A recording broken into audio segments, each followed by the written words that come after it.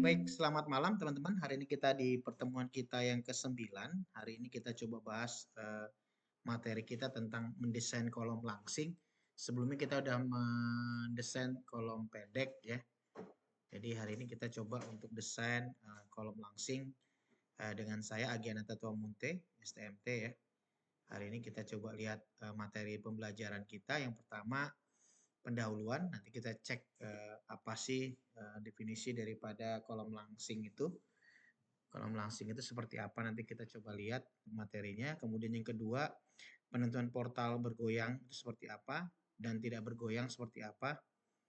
Dan kemudian nanti kita cek juga untuk yang faktor panjang efektif K, yaitu menentukan faktor K-nya dengan kurva alinyemen. Yang kedua, menentukan faktor K dengan penggunaan tabel. Yang C, perhitungan faktor K dengan persamaan. Ya. Nanti kita cek di sini ya. Jadi mirip-mirip nanti K itu dengan kalau misalnya kita pernah ambil mata kuliah baja 1 ya, nanti sama sebenarnya ya. Karena kalau kita bicara apa namanya kelangsingan berarti ada nanti tekuk nantinya namanya ya. Jadi ada faktor tekuknya nanti K-nya. Yang keempat nanti kelangsingan portal berpengaku atau tidak bergoyang ya. Dan yang kelima nanti kita lihat beban kritis Euler dan kekakuan kolom. Yang keenam nanti faktor ekuivalen daripada momen, dan 7 pembesaran momen portal tak bergoyang berpengaku ya. Prosedur yang ke-8 prosedur perencanaan kolom langsing ya. Kan langsung nih kolom langsing pada portal yang tak berpengaku. Nanti kita summarize dan nanti kemudian kita lihat soalnya. Nah, kita lihat dulu pendahuluan teman-teman ya untuk kolom langsing di sini ya. Kalau di slideshow apa? Oke, boleh. Slideshow. Oke, baik. Oke. Nah, apabila kolom dibebani dan kolom tersebut melentur dan berdefleksi sebesar delta. Jadi kita tahu bahwa ketika ada kolom dibebani, ada beban tekan, ya, maka yang akan terjadi adalah defleksi ya, atau momen mengalami lentur ya, sebesar nilainya delta. Nah, maka kolom tersebut telah mengalami penambahan beban momen sebesar beban aksial P dikalikan dengan P delta. Yang sebelumnya kita udah lihat jadi momen sekunder, ya, di mana apa namanya jarak deltanya ya, itu sama dengan berapa simpangannya. Kalau kita misalnya di beton prategang, kayak seperti eksentritasnya lah dia ya. Jadi berapa dia melenturnya dikali dengan P-nya ya. Nah, apabila momen P delta itu apabila momen P delta mengurangi secara signifikan untuk kemampuan kolom dalam menerima beban aksial ya. Maka kolom tersebut dinamakan kolom langsing ya. Jadi bagaimana apa namanya persentase dari defleksi tadi ya, atau kemampuan kolom untuk menahan beban P aksial tadi semakin besar, maka atau semakin langsing kan berarti semakin lenturannya harus semakin gede atau defleksinya akan semakin gede, sehingga apa namanya kolom kita akan didefinisikan sebagai kolom langsing. Nah, pengurangannya dimaksud adalah melebihi dari 5%. Nah, dalam perencanaan kolom langsing banyak faktor yang sebenarnya harus diperhatikan dalam perencanaan, antara lain aksialnya pasti ya, beban aksialnya. Ya, kemudian momennya pastinya defleksi ya. Jadi beberapa kriteria ini ya. Jadi ada aksialnya, momen, dan defleksinya atau ledutan. Serta pastinya dimensinya dong, ukuran daripada kolomnya. Dan kondisi supportnya. Jadi peletakannya apa? Mau sendi-sendi, sendi jepit, jepit-jepit ya. Atau misalnya jepit bebas misalnya gitu ya. Nanti kan berpengaruh kepada struktur dan lain-lain. Nah, tetapi hal ini dapat disederhanakan dengan menggunakan metode pendekatan yang disebut analisa eksak ya, di mana pembesaran momen delta yang harus dikalikan dengan momen terbesar pada kedua ujung kolom untuk mendesain suatu kekuatan kolom. Apabila lentur terjadi kedua sumbu ya, lentur terjadi di kedua sumbu, delta dihitung sesuai dengan masing-masing arah sumbu yang mengalami momen. Jadi misalkan dia tinjauan kita kalau misalnya penampang ada sumbu kuat arah X, sumbu lemahnya arah Y misalkan, nah kita dua sisi itu nanti akan kita tinjau ya. Kan tidak mungkin dia hanya satu sisi aja ya, pasti ada bisa dua sisi yang kita cek terhadap sumbu kuatnya apa sumbu lemahnya. Nah, dan nilai delta atau defleksinya dikalikan dengan masing-masing momennya. Momen arah X sama momen arah Y. Makanya nanti ada biaksial nanti. Jadi biaksial daripada momen biaksialnya nanti bisa kita cek arah X dan arah Y. Nah, kemudian di sini penentuan portal bergoyang dan tidak bergoyang. Kita masuk di yang kedua. Nah, sebenarnya sangat jarang ditemukan portal yang sepenuhnya tak bergoyang. Mungkin dong, benar nggak? Nah, diberi pengaku atau portal yang sebenarnya bergoyang tanpa pengaku. Jadi kalau misalkan dia struktur, ya harapan kita memang stabil ya. Jadi pada saat ada beban, ya kalau bisa tidak ada simpangan sekalipun, tapi nggak mungkin, ya kan? Ataupun ada, tapi nggak besar karena ada pengaku tadi, ya. Jadi bisa ada dua portal yang bergoyang sama yang tidak bergoyang, ya. Yang tidak berpengaku dan yang berpengaku. Nah, portal dikatakan bergoyang atau tidak bergoyang dapat ditentukan dengan dua cara. Nah, yang pertama ini nih. Yang pertama apabila pertambahan momen pada ujung kolom akibat efek order kedua atau akibat efek P deltanya sama atau lebih kecil dari 5%. Artinya yang atau simpangan yang terjadi pada saat ada beban aksial, maka akan ada defleksi yang terjadi, nilainya itu lebih kecil dari 5%, P dikali deltanya, ya. Dari momen order pertama, maka ini disebut dengan portal tak bergoyang. Nah, sedangkan apabila indeks stabilitas portalnya kurang sama dengan 0,05, maka portal dikatakan tidak bergoyang. Nilai indeks stabilitas difungsikan sebagai dengan persamaan di bawah ini. Ya. Ya. Nah, di mana Q sama dengan sigma PU dikali delta, 0 ya, dibagi dengan PU dibagi dengan LC, di mana dengan sigma PU adalah total beban vertikal terfaktor yang akan kita perlakukan di kolom, yang biasanya distribusikan per lantai ya. Kolom itu kan sebenarnya spread ini kan di per lantai kan. Makanya bahaya kalau misalnya kolom kita tidak desain dengan baik tuh. Kolom misalnya di lantai 5 lantai, kolom 3 misalnya runtuh habis tuh ya. Jadi kalau bisa memang keruntuhan kita itu hanya keruntuhan di beam saja, di kolom nggak boleh ya. Nah, sigma PU adalah total beban vertikal berfaktor dari semua kolom pada lantai yang ditinjau. Sedangkan delta adalah defleksi lateral order pertama yang ditentukan secara elastik akibat VU ya, pada puncak lantai yang ditinjau terhadap dasar lantai tersebut. Jadi ini sebenarnya delta adalah lebih ke gesernya ya. Nah, kemudian VU adalah total geser horizontal berfaktor dari lantai yang ditinjau. Sedangkan LC adalah tinggi batang tekan dalam portal diukur dari pusat ke pusat, dari titik-titik pertemuan portalnya. Oke, kemudian kita masuk di faktor panjang efektif K. Ya, ini faktor tekuknya ya teman-teman ya. Jadi pada saat ada beban aksial maka akan ada tekuk, maka di situ juga ada faktor tekuknya berapa, tergantung dari peletakannya. Sendi-sendi, kemudian sendi jepit, nanti kan ada nilainya. Ya.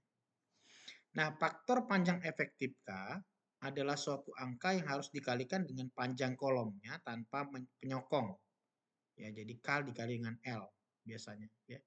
Untuk mendapatkan panjang efektifnya ya. Nah, untuk kolom sendi sempurna, panjang efektifnya akan sama dengan panjang tanpa sokongan ya. Kalau sendi sempurna ya. Sama dengan panjang tanpa sokongan. Seperti di gambar nanti kita lihat. Sehingga ujung kolom sendi sempurna. Faktor panjang efektifnya adalah 1. K-nya sama dengan 1. Kolom dengan kondisi ujung berbeda mempunyai panjang efektif yang berbeda. Misalnya jika ada ujung kolomnya jepit sempurna misalkan. Titik beloknya atau titik dengan momen 0 akan terjadi pada seperempat panjangnya. Ya, selalu sendi plastisnya, seperempat bentangnya. Seperempatnya itu yang kita jaga ya. Kemudian dari ujung jepit, sehingga panjang efektif kolom jepit sempurna menjadi LU per 2-nya ya. Semakin kecil panjang efektif suatu kolom akan semakin kecil bahaya tekuk dan semakin besar kapasitas daya dukungnya ya. Nah, kalau kita lihat seperti ini teman-teman ya. Jadi misalkan dia sendi-sendi misalkan, berarti nilai K dikali dengan LU tadi ya. Berarti ini sama dengan LU, K-nya sama dengan 1. Ya. Jadi kalau di baja itu sama juga. Kalau misalnya dia sendi-sendi, berapa faktor tekuknya, angka, ya faktor tekuknya itu berapa, nilainya K-nya itu berapa, sesuai dengan peletakannya. Nah kalau dia misalkan dia jepit-jepit misalkan, karena dia memang kalau jepit itu cenderung dia sisi dekat tumpuannya dia fix ya. Jadi seolah-olah masih tidak melentur di situ kan, rata dulu kan, rata baru dia turun. Berarti dia ini lagi. Jadi seperempat bentangnya itu biasanya seperti itu, ya kan? Nah itu nilainya K-nya sama dengan 0,5. Dari mana kita tahu? Ya dari soalnya misalnya. Kita mau perlakukan dia jepit-jepit apa sendi-sendi, ya.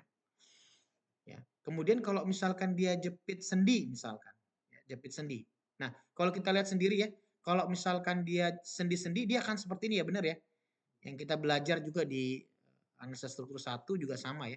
Pendudukannya ya, sempurna sekali. Jadi tidak berbeda dengan yang jepit. Jepit itu cenderung dia waktu dibebani cenderung masih di bagian sini masih rata nih ya. Kemudian dia titik beloknya di sini. Ya, tergantung juga kekakuannya juga ya. Jadi kalau semakin dia kaku akan cenderung seperti ini ya. Atau kalau misalnya mau lihat dipegang aja tuh penggaris benar-benar dipegang terus kasih beban pasti sisi yang pegangan itu rata. Ya. Kecuali yang hanya ditumpangkan. Misalkan kalau ditumpangkan misalnya paret lah atau sungai kecil kasih aja di situ balok atau papan pasti ngelendut kan ngondoy. Tapi kalau misalnya kita fix kita pegang nggak gitu dia. Pasti dia ada di daerah tumpuannya masih stabil dia rata gitu ya. Nah, kalau misalkan dia sendi jepit, nah titik beloknya pasti di sini ya. Kalau yang di sini pasti melengkung langsung ya. Nah, sedangkan di sini ya. Sehingga nilai K dikali LU-nya K-nya sama dengan 0,70 berarti 0,7 dikali dengan LU-nya panjang efektifnya ya. Oke, ada pertanyaan teman-teman? Ini faktor panjang efektif kolom portal berpengaku ya. Oke. Nah, kemudian kita lihat portal berpengaku adalah portal yang goyangannya atau translasi titiknya dicegah dengan pengaku pastinya. Misalnya contohnya apa? Ada dinding geser, sokongan lateral dari struktur yang digabung. Nah, portal tanpa berpengaku tidak mempunyai jenis pengaku dan harus bergantung pada kekakuan batangnya. Ya, jadi bedanya di situ. Jadi pada saat misalkan dia tidak berpengaku, tidak ada dinding geser, tidak ada bracing, dia hanya kontribusi kekuatan kakuannya itu hanya di bahan itu sendiri atau di baloknya atau di kolomnya sendiri ya. Nah, ya. Dan harus bergantung pada kekakuan batang-batang untuk mencegah tekuk lateralnya. Ya. Nah, untuk portal berpengaku nilai K akan selalu lebih kecil ya atau sama dengan 1 ya, selalu. Dan portal tanpa pengaku nilai K-nya akan selalu lebih besar dari 1. Ingat aja itu ya. Jadi yang yang dia berpengaku nilai K-nya lebih kecil atau sama dengan 1, sedangkan yang tanpa pengaku akan lebih besar dari 1. Ya. Oke. Nah, contohnya seperti ini teman-teman nanti ya. Jadi KLU-nya sama dengan 2 LU ya. Ujung dari rotasi dan translasi ujung bawah jepit ya yang berpengaku dan tidak berpengaku ya. Kalau yang dia berpengaku tadi yang ya benar yang tidak ini sama dengan lebih besar dari 2 LU ya.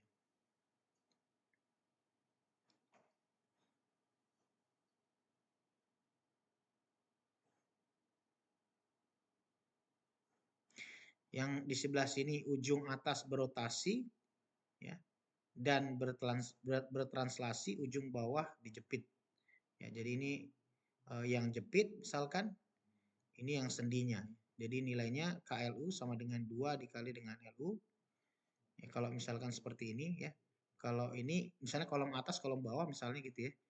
Nah, kalau yang ini dia K dikali LU lebih besar dari 2 LU-nya ya. Nah, dari keterangan di atas yang kita lihat tadi yang menahan dari rotasi ujung dan translasi lateral merupakan faktor penting dari beban aksial, runtuh, dan tekuk ya pada kolom elastis misalnya. Nah, pada kondisi aktual, suatu struktur ujung kolom terjepit sepenuhnya jarang terjadi. Ya, umumnya pada gedung struktur beton, tipe portal adalah berpengaku dengan adanya dinding geser atau shear wall. Struktur elevator, tangga, dan tipe pengaku lainnya.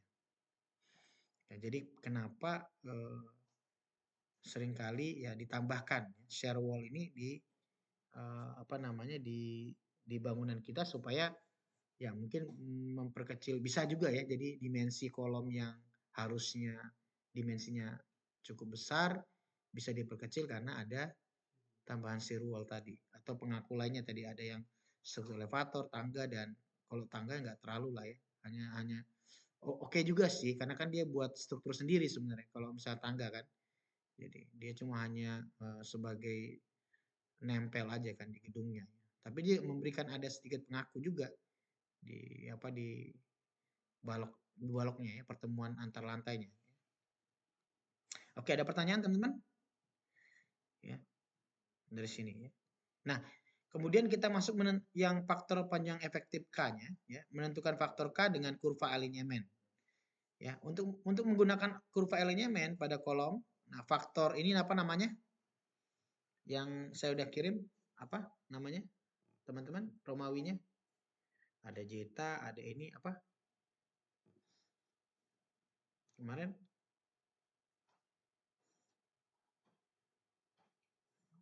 ada bacanya apa?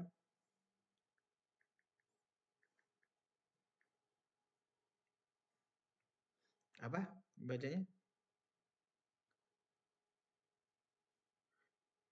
Bacanya apa itu? Besi ya, besi ya, besi ya, besi ya. Tuh, ya, besi ya. Jadi kalau yang itu delta besi, terus yang kalau bentuk Z kayak model ada ular gitu zeta ya. Oke, ya besi. Masuk, oke masuk. Oke, faktor besi dihitung di setiap ujung kolomnya. Nanti kita lihat ya. Jadi nanti ada kekakuan kolomnya. Nanti kita lihat kolom atas, kolom bawah. Nanti ada kalau dibaca itu nilai G-nya ya. Nah, faktor psi ini adalah ujung kolom, ya, adalah sama dengan jumlah kekakuan kolom yang bertemu pada satu titik tersebut ya, titik tertentu. Misalkan dia berarti kalau misalnya dia titik, misalkan saya punya ini apa namanya, yang kayak kemarin kita di itu ya. Ini mungkin boleh juga nih. Takutnya Tommy nggak datang. Nanti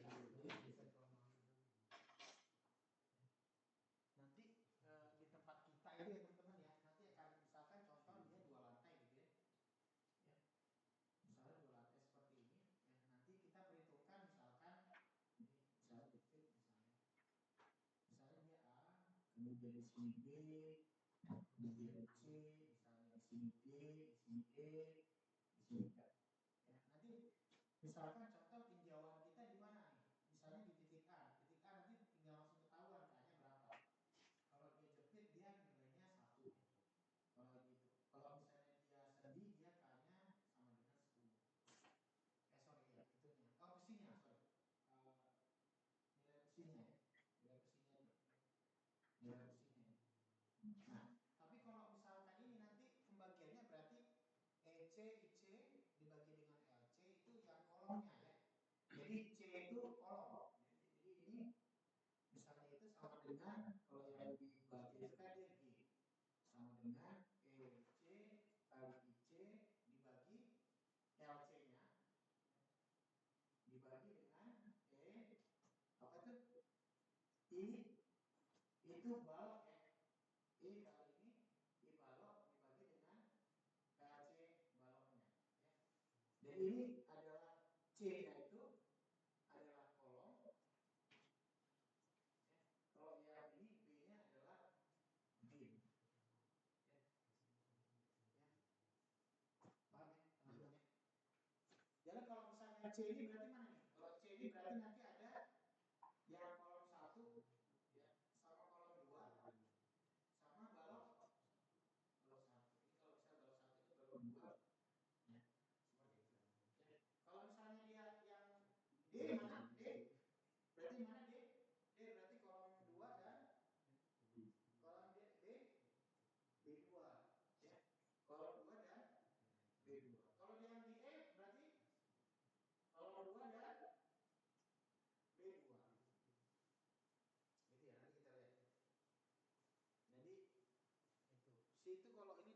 kalau di sana G.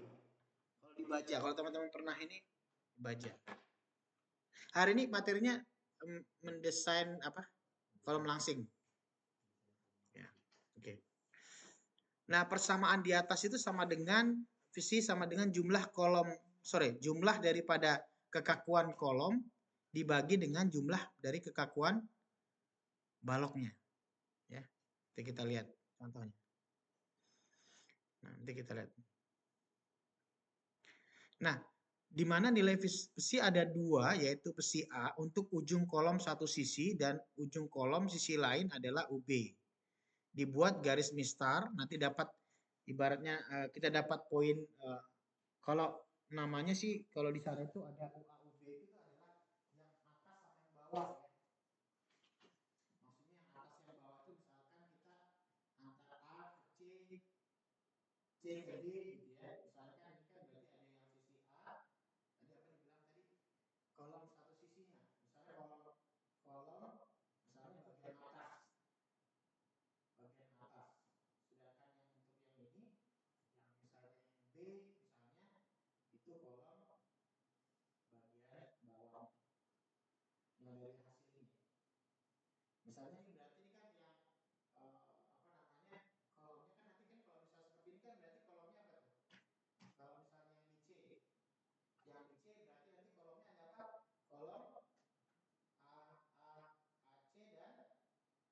Kolom CD, ya betul nggak? Yang ini dia, yang si A-nya, yang ini ya, si D-nya. Paham nggak? Hah? Ini loh, yang ini loh. Ini kan A, C, B, E, F, G kan? Ini K, Hah? Kenapa? Hah? Gak kelihatan. Sengaja biar itu sini dekat-dekat dong. Kalau terlalu besar kan nanti gak kelihatan profesional. Oh ya. Hah? Pas. Kalau kecil-kecil kan fokusnya kecil. Ya.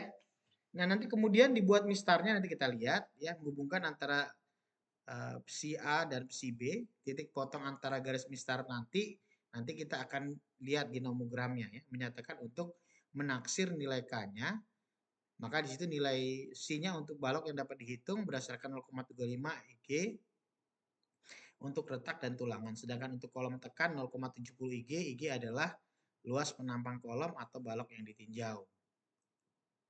Nah, contohnya seperti ini teman-teman ya. Ya, kalau yang dia nomogram tidak berpengaku atau nomogram faktor panjang efektif K portal berpengaku adalah ini nilainya. Ya, diketahui nanti dapat nilai si A-nya, terus si B-nya berapa, nanti kita tinggal misalkan contohnya 10 dia dapat, terus untuk si B-nya misal dapatnya 0,6, kita tinggal tarik. Set. Ya, nanti berapa perpotongannya? Ya, nomogramnya juga harus skalatis ya, tinggal ditarik berapa nilainya. Garis lurus. Nanti kita lihat contohnya. Nah, ini untuk yang tak berpengaku nilainya. Ya.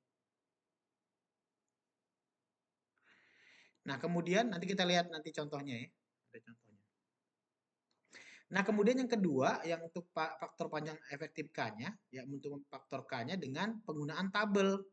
Ini kelihatan nggak teman-teman? Ya. Jadi kalau misalkan ini ya.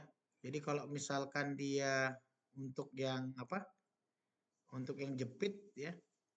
Untuk sisi bagian atas ya dan bawah misalnya dia perletakannya apa tuh misalnya ya nilainya apa misalnya dia atasnya apa jepit misalnya jepit ya, jepit misalnya ketemu bawahnya apa jepit berarti 0,5 misalnya gitu ya ya V-nya berapa tuh ada di situ ya, ya kalau misalnya dia jepit ketemu apa lagi misalnya ketemu dengan jepit misalnya pengaku ya ini yang kaku ya misalnya jepit-jepit misalnya peletakannya atas ya terus yang bawahnya apa ya kita bisa lihat ya elastis kalau jepit-jepit ya Kalau jepit-jepit berarti dia 1. Ya tergantung ya perletakannya. Untuk elastik yang untuk ini ya modelnya ya. Ya terkekangnya seperti apa.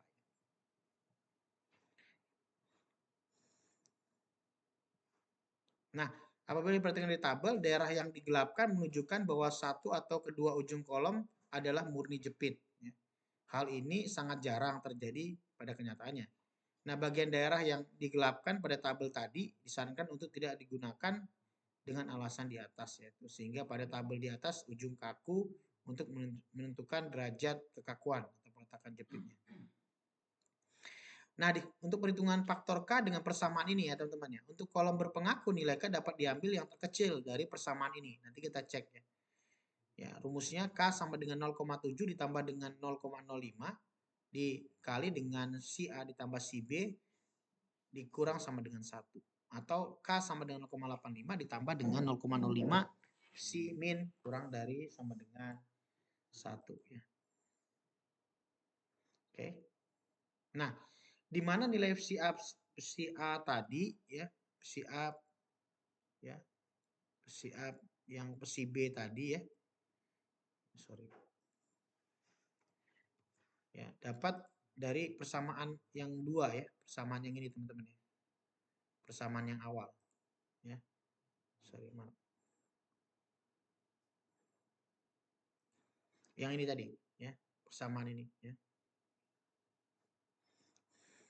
Ya.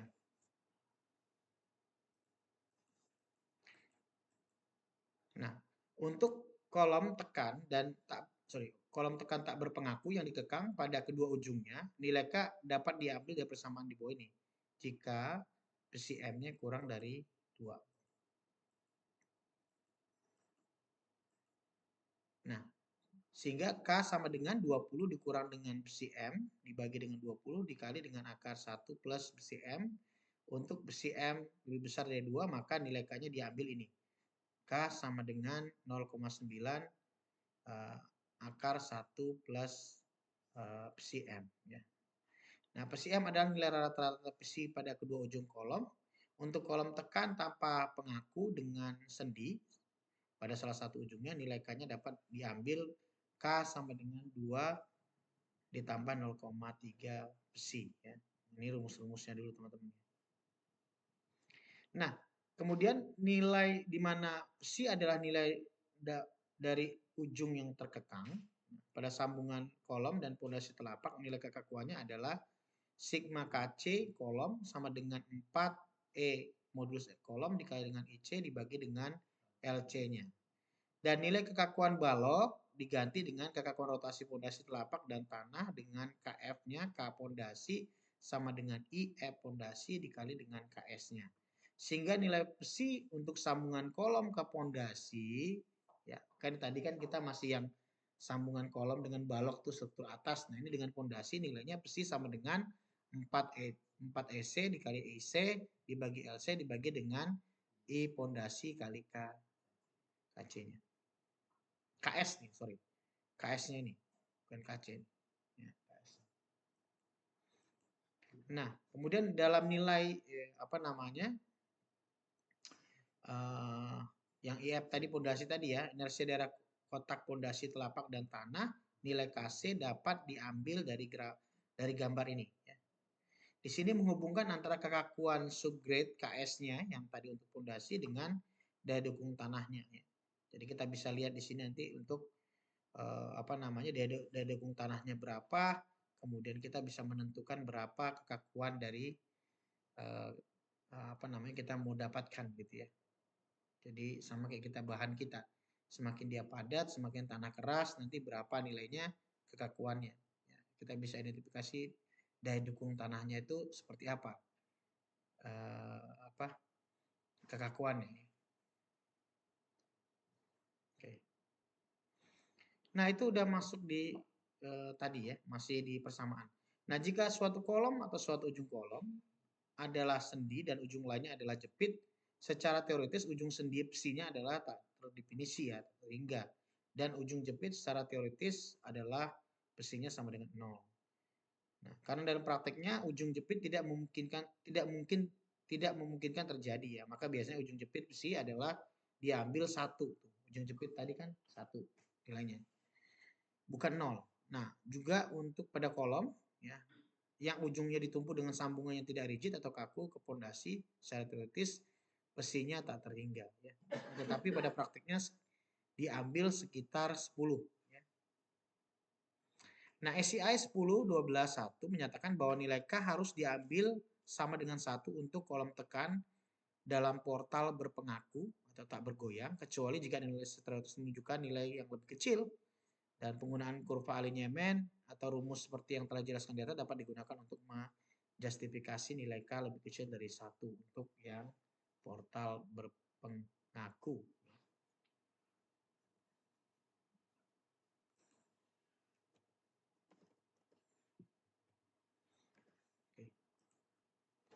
Oke, ada pertanyaan teman-teman?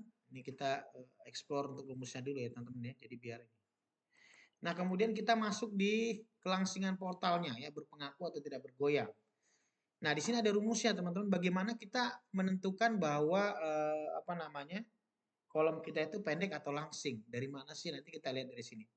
Untuk kolom tidak bergoyang berpengaku, rasio kelangsing efektif digunakan untuk menentukan apakah kolom tersebut kolom pendek atau kolom langsing. Jadi pada saat kita nanti mengerjakan soalnya, nanti kita identifikasi dulu apakah kolom kita itu termasuk kolom langsing atau kolom pendek. Pengaruh kelangsingan dapat diabaikan pada portal berpengaku jika memenuhi syarat berikut. Nilainya K, faktor angka kelangsingannya tadi, K sama dengan LU dibagi dengan R, harus kurang sama dengan 34 dikurang 12 dikali dengan M1 dibagi dengan M2. Di mana K adalah faktor panjang efektifnya.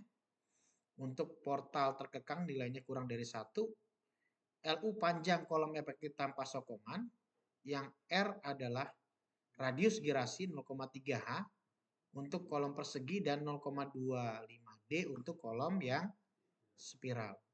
M1 apa? M1 adalah momen ujung terfaktor yang terkecil pada kolom. M2 adalah momen ujung terfaktor yang terbesar pada kolom. Ya. Oke. Bagaimana tahunya M1-nya lebih kecil lebih besar? Yaitu tadi sumbu X sama sumbu Y-nya. Yang mana lebih besar pasti? Kalau momen yang lebih besar pasti yang terhadap sumbu Y-nya dong. Ya kan? Karena kan sumbu lemahnya. Betul nggak? X sumbu. Iya dong. Kan ibaratnya sama aja dengan defleksi yang terjadi, yang paling besar mana? X atau Y-nya? Y-nya dong, karena sumbu lemahnya. Betul nggak? Bukan terhadap tingginya ya. Terhadap apa? Terhadap sumbu lemahnya. Jadi bukan terhadap H-nya, tapi terhadap lebarnya. Paham teman-teman ya? Oke. Nah, dalam kemudian ini yang ke-5 ya. Kita cek nanti contohnya juga ada. Nah, dalam menghitung beban kritis PC perlu memasukkan nilai kekakuan kolom EI ya. Teman-teman ya. Dalam penghitungan apa namanya? Beban kritis PC perlu dimasukkan nilai kekakuan kolom EI. Kekakuan dimaksud adalah kekakuan pada saat hancur.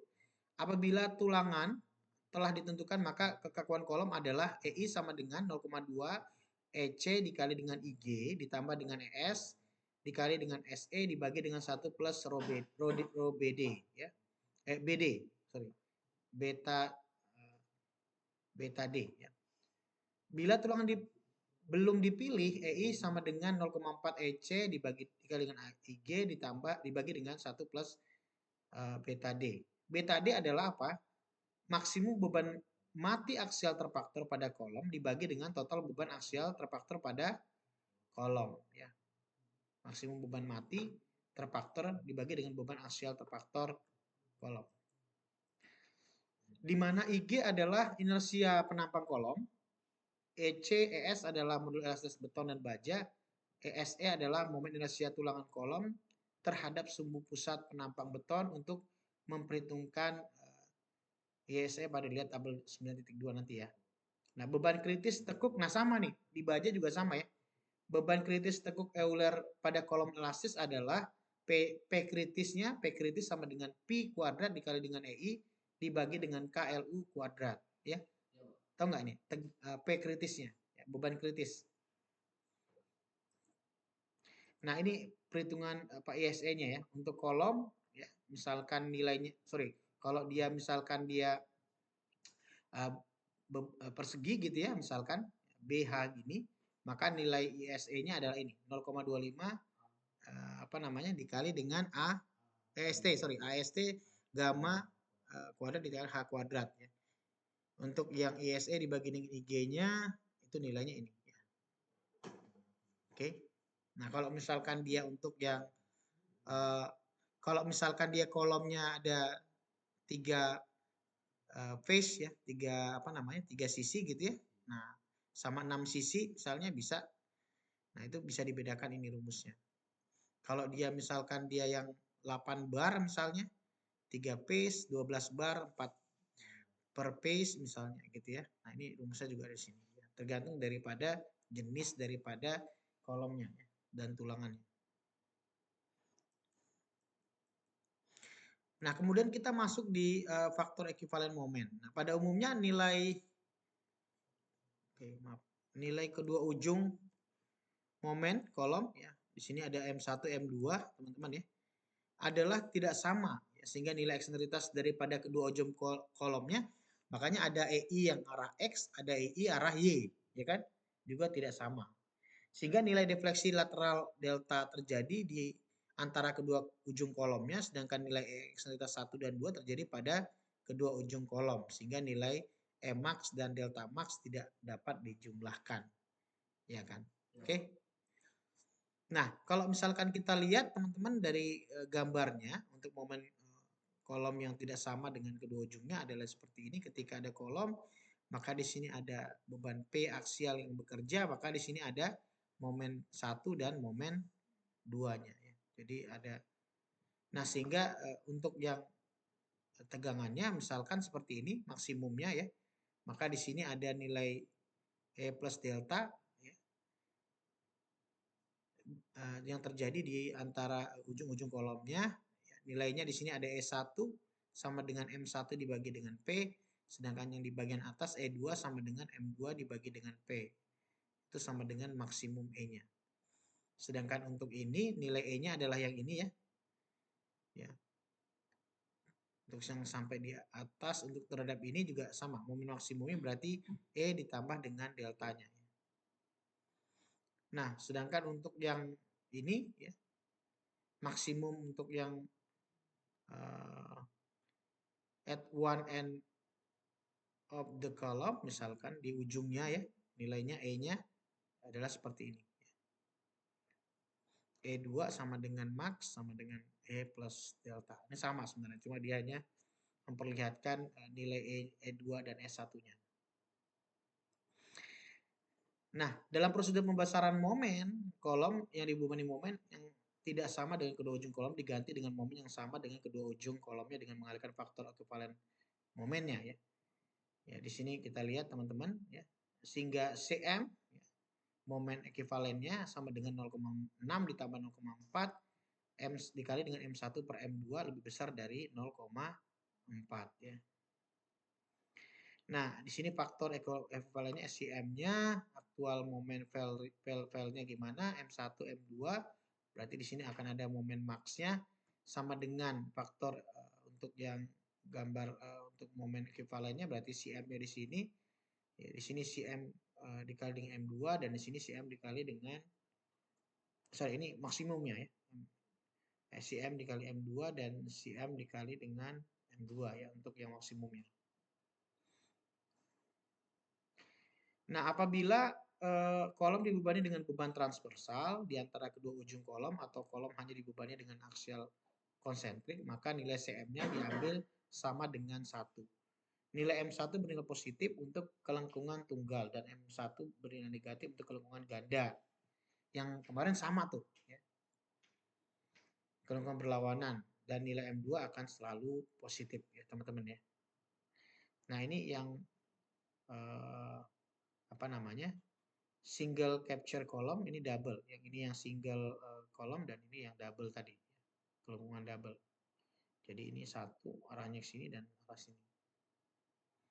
Ya. Nah, untuk apa namanya? Berikutnya yang ketujuh adalah pembesaran momen portal dan bergoyang. Nanti kita lihat contoh soalnya biar gampang ya. Tapi saya mau explore dulu untuk formulasinya dulu. Kolom langsing yang dibebani dengan aksial PU harus didesain dengan momen yang diperbesar dengan faktor pembesaran, ya, yaitu MC sama dengan delta NS dikali M2. Faktor pembesaran kolomnya ada pembesaran momennya adalah delta NS sama dengan CM tadi ya. CM tadi yang ini tadi ya. Jadi yang apa namanya? Momen ekuivalennya ya. Ya. Dibagi dengan 1 min PU dibagi 0,75 PC lebih besar dari 1. Nilai momen terbesar pada kolom M2 tidak boleh kurang dari M2 min sama dengan PU dikali dengan 15 tambah 0,03 H. H adalah momen milimeter. Begitu juga 15 ya.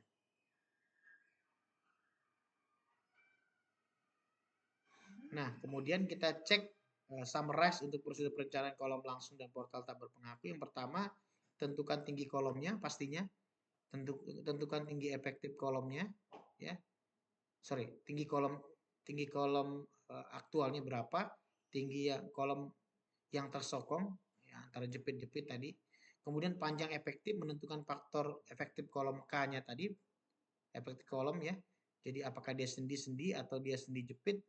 Kemudian radius girasinya ya, kalau untuk kolom persegi 0,03 H, 0,3 H, dan kalau bulat dia atau spiral atau dia lingkaran R sama dengan 0,25 H. Kemudian yang keempat, penentuan apakah efektif langsingan diabaikan atau tidak. Yang kelima, menentukan momen terbesar minimum M2 min. Kemudian yang keenam itu adalah apa tadi? CM-nya kita cari ya. Kemudian tentukan beta D-nya. Kemudian yang ke-8 hitung elastis kolom EI-nya. Yang ke-9 hitung tekuk Euler PC-nya. Dan yang ke-10 hitung momen pembesaran delta NS-nya dan hitung momen yang diperbesar MC-nya ya. Nah, kita sebelum kita masuk di ini teman-teman, kita coba lihat contoh soalnya teman-teman ya untuk menentukan ini ya. Nah, ya ini tadi yang teman-teman ya. Jadi di sini mungkin ada sedikit efek langsingan tadi ada dua syaratnya untuk efek langsingan. Yang pertama tadi kalau misalkan elemen strukturnya tekan bergoyang adalah K dikali LU-nya dibagi R kurang sama dengan 22, ini tekan bergoyang. Sedangkan yang tak bergoyang dia KLU per R kurang sama dengan 34 kurang dari 12 ya. Jadi nanti kita lihat di sini teman-teman ya. Nah, ini kita udah jelaskan tadi, ini untuk yang nomogramnya. Nah, kita lihat contohnya teman-teman ya. Teman-teman ya, sedikit ya. Contohnya untuk misalkan seperti ini ya.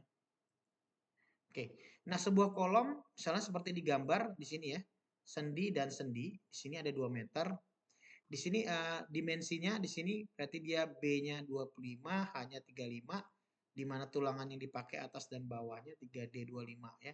Selidiki jenis kolom tersebut, kolom pendek atau kolom langsing. Yang pertama kita cek itu tadi ya.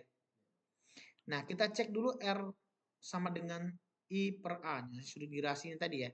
Ini rekayasa 2, nanti teman-teman bisa lihat juga. Nah, untuk penampangnya apa? Penampangnya apa tadi? Persegi ya. Berarti untuk penampang persegi berarti momen inersianya sama dengan 1/12 BH pangkat 3. Nah, ini cek lagi di rekayasa 2 juga ya. Analisa struktur 2 ya. Ya kan? Nah, atau di mekanika bahan lah gampangnya. Ya kan, bahan. Nah, los penampangnya A sama dengan B kali H, maka R sama dengan berarti akar sama dengan I-nya, berarti dia 1/12 BH pangkat 3 dikali BH pangkat 3 dibagi dengan B dikali dengan H-nya. Berarti sama dengan 1/12 H pangkat 1 sama dengan akar 1/12 dikali dengan H. Berarti kurang lebih 0,3 bisa keluar ya kalau misalnya persegi. Maka R-nya sama dengan 0,3 H sama dengan 0,3 dari mana 0,3? 0,3 ini tadi dikali dengan 350 mana? 50 B-nya ya. Tingginya, sorry. 350. Sehingga dapat 10,5 cm. Berarti K dikali LU dibagi R, rumus kelangsingannya. Berarti K-nya, kenapa 1 angkanya? Kenapa 1? Karena sendi-sendi. Ya, sendi-sendi, kayak 1. Berarti 1 dikali dengan 200. 200 apa yang tadi? Efektifnya ya. Berarti 200. LU-nya ya, 200 ya. Dibagi dengan 10,5 sama dengan 19,05. Berarti 19,05 kurang dari 22. Berarti dia kolom pendek. Oke, ada pertanyaan nggak teman-teman? Yang tadi ada pertanyaan?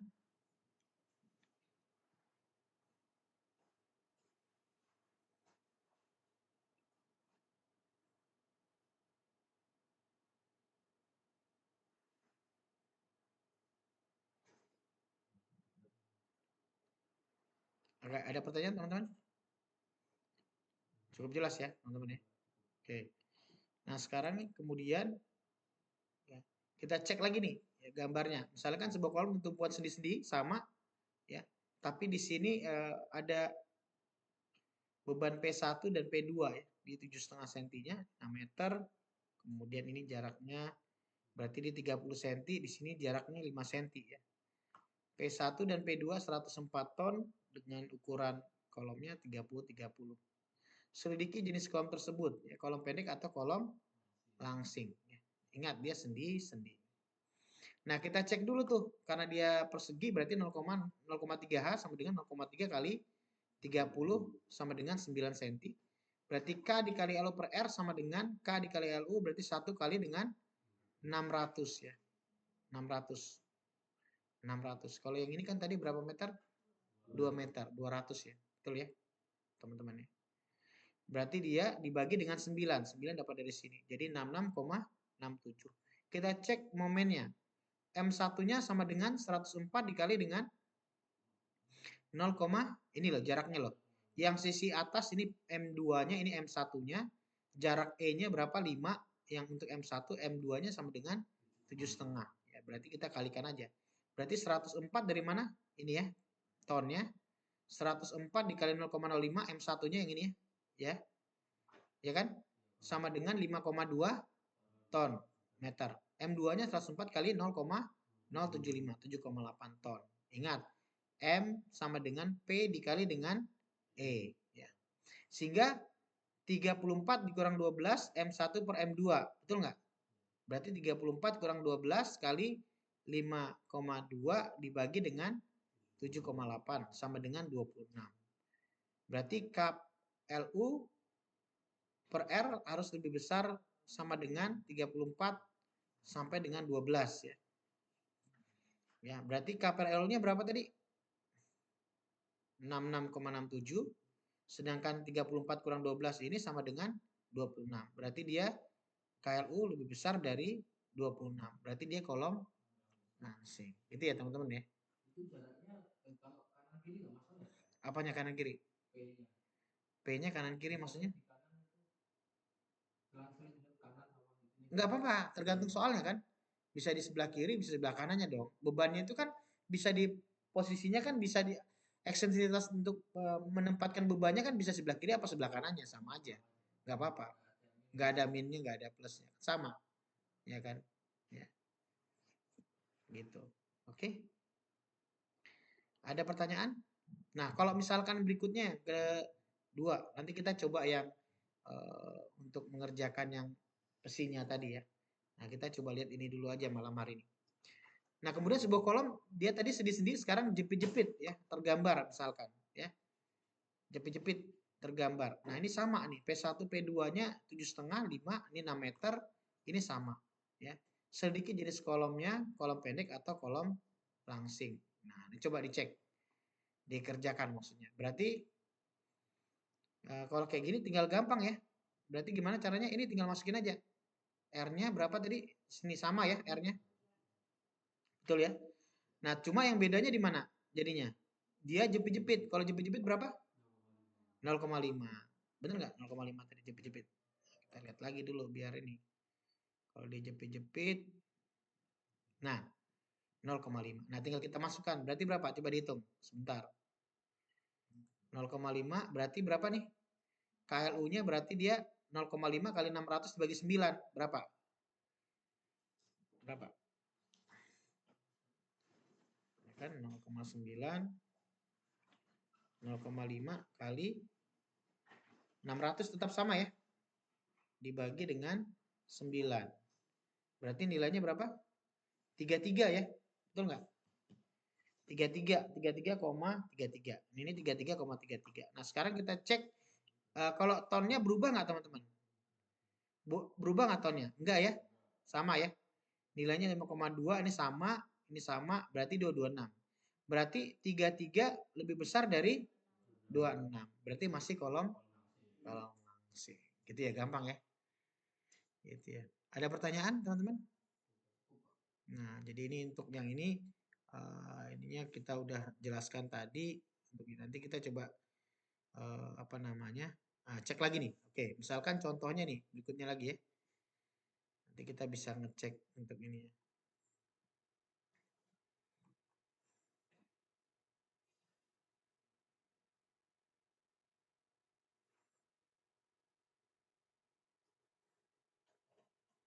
Oke, kita lihat ya, teman-teman ya. Nah, kolom yang contoh soal berikutnya ya. Kolom tidak dapat bergoyang berukuran 550 dikali 350 dengan D aksen sama dengan 55 ya. Faktor panjang efektifnya K-nya sama dengan 1, menahan beban aksial PD-nya 600 kN dan beban hidup PL-nya 480. Momen perlu dari ujung-ujung kolomnya MU-nya adalah 75 kN dan MU2-nya 400 kN. Mutu bahan FC-nya sama dengan 30 MPa dan F-nya sama dengan 400. Dikatakan hitunglah jumlah tulangan yang digunakan jika tulangan dipasang pada dua sisi kolom dan panjang bersih kolom ya. 3 meter dan 5,7 meter dengan PC-nya diketahui sekitar 4.178 kN. Nah, pertama yang kita lihat penyelesaiannya, periksa dulu nih. Apakah 550 kali 350 ini adalah kolom pendek atau kolom panjang.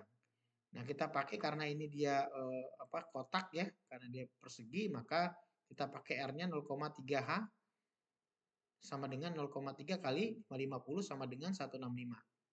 KLU dibagi R-nya sama dengan berapa? Karena kita cek terhadap 3 meter, berarti 3000 dibagi dengan 165 sama dengan 18,18.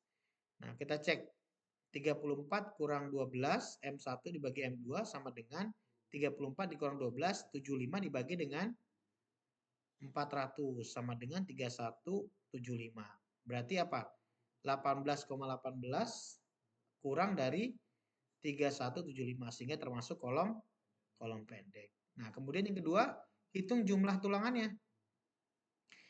Hitung jumlah tulangannya dengan menggunakan diagram SCI atau SNI. Ya, ini dengan diagram kita ya. Dengan diagram. Ya. Nah, ini enak nih. PU-nya berapa? Ini beban terfaktornya berarti 1,2 PD ditambah dengan 1,6 PL sama dengan 1,2 dikali dengan berapa? 75. 1,2 dikali dengan PD-nya berapa? Oh, diketahui. 14, sebentar. 1488. Berarti ini ya. 1,2 kali 600 ditambah dengan 1,6 kali 480. Dapat nilainya 1488. Nilai E-nya berarti MU dibagi dengan PU. Berarti 400 dibagi dengan 1488 sama dengan 268,8. Ya, jadi ini kita yang dengan perhitungan kita sebelumnya ya. D aksen per H sama dengan 55 dibagi dengan 550 sama dengan 0,1. E per H-nya berapa? E per H-nya 0,489. Nah, sehingga kita bisa lihat untuk rumus ini, kita hitung nilai PU per PAG dikali dengan 0,8 FC aksen sama dengan 1488 kali 1000 ya. Kita mau coba untuk yang Newton dibagi 0,65 kali 19 ini ya untuk yang AG-nya ya. Berarti dia 550 kali 350 ya. Sama dengan dikali 0,85 kali 30. FC-nya sama dengan 0,47. Nah, PU per PAG 0,85 FC dikali dengan E per H sama dengan 0,23. Nah, dari grafik kita cek ya. Kita cek D per H-nya udah ketahuan di sini 0,1, E per H-nya 0,489 ya. Dari grafik di sini R-nya 0,024, betanya 1,2 untuk FC30 ya. Maka rho-nya sama dengan R dikali dengan ini dapat betanya ya, teman-teman ya. Jadi kalau kita misalkan kita lihat untuk ini ya. Berapa nilai PU per ini tadi ya? RH tadi berapa nilainya? Yang ini. Yang ini tadi ya. Sorry. Ini tadi ya. Ya, ini ya. 0,23 ya kan? 0,23 sama yang nanti dapat di yang ini PU per ini ya, tadi yang ini. Yang ini berapa tadi? 0,47. Nah, 0,23 dan 0,47. Jadi ini sebenarnya bisa digambarkan ya. Tarik garis 0, berapa tadi? 0,23 dan 0,47. Nah, kita cek nih 0,23 mungkin sekitar sini ya. Tarik terus masuk di 0,47-nya ya. Di sini ya. Nah, nanti kita dapatkan nilainya apa namanya? Nilai R-nya ya. Nah, di situ betanya untuk R-nya dari grafik diperoleh nilainya berapa? 0,024 ya. Jadi nanti ini memang harus dilihat skalanya teman-teman ya. 0,024. Nah, dari situ dapat betanya ketemu tuh beta sama dengan rho sama dengan R dikali dengan beta. Ya. Oke, sehingga rho sama dengan R kali beta 0,024 kali 1,2 dapat rho-nya 0,0288. Nah, sehingga AST-nya kita dapat nih. Rho dikali dengan AGR-nya sama dengan rho berarti 0,028 dikali dengan 544. Pilih 12D25. Nilainya 5887 lebih besar dari 544 ya. Oke, itu teman-teman ya. Jadi caranya seperti itu ini dengan grafik. Nah, kemudian yang berikutnya yang B apa? Dengan bentang yang 5,75 dengan PC-nya adalah 4,4178 ya. Ya, kita cek. Berarti di sini periksa sama nilainya apakah dia kolom langsing atau kolom pendek. Kita cek ini terhadap 5750 ya dibagi 165 34,85 terus 34 min 12 M1 M2 sama dengan 34,1275 dibagi 400 31,75 berarti nilainya apa nih? 34,85 kurang lebih besar dari 3175 sehingga ini kolom panjang atau kolom langsing. Nah, kemudian hitung pembesaran kolomnya, rumusnya ini CM sama dengan 0,6 ditambah dengan 0,4 M1 per M2 dapatnya 0,675 dari sini ya. 75 400 tadi 0,4 kali 75 dibagi dengan 400. Kemudian delta NS-nya ya, tadi pembesaran momennya sama dengan CM dibagi dengan 1 min PU dibagi 0,75 PC 0,675 dibagi dengan 1 dikurang 1488 dari PU-nya 0,7 dibagi 0,75 dikali 4178 dari sini.